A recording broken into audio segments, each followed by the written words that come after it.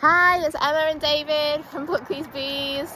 We are today making some queenless nukes for some of our chosen queen cells, breeder queen cells, to go into.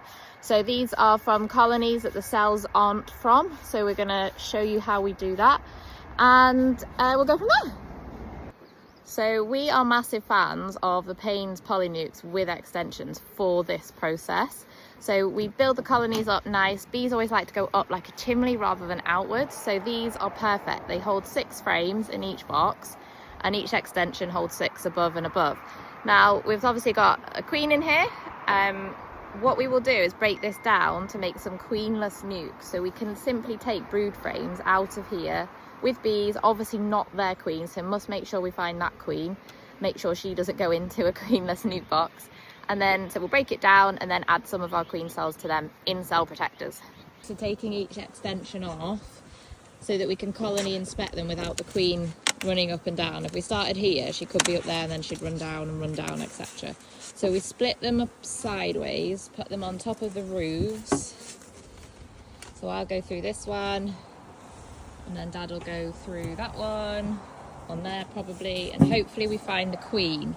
So we don't want to take the queen in the queenless nuke. So we use our less desirable bees to make these queenless nukes for our breeder queen cells to go into. Doesn't always happen like this, but first frame out, Queenie.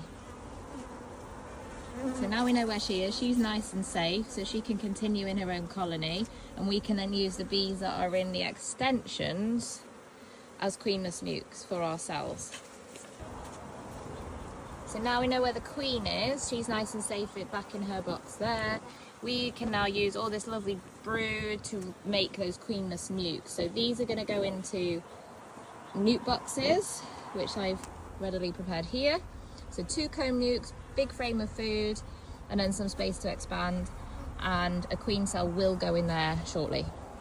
Okay, so what we do is now take those queen cells that we cut off, put them in cell protectors because they're going into queenless nukes we made from another colony. So this isn't their own colony that this queen cell came from. So we give them a cell protector because bees will chew in from the side if they smell different pheromones and things. So we protect the sides and the top and just let the tip come down, and they don't seem to bother the tip of the cells like that. We have really good success rates with these. These are just homemade cell protectors.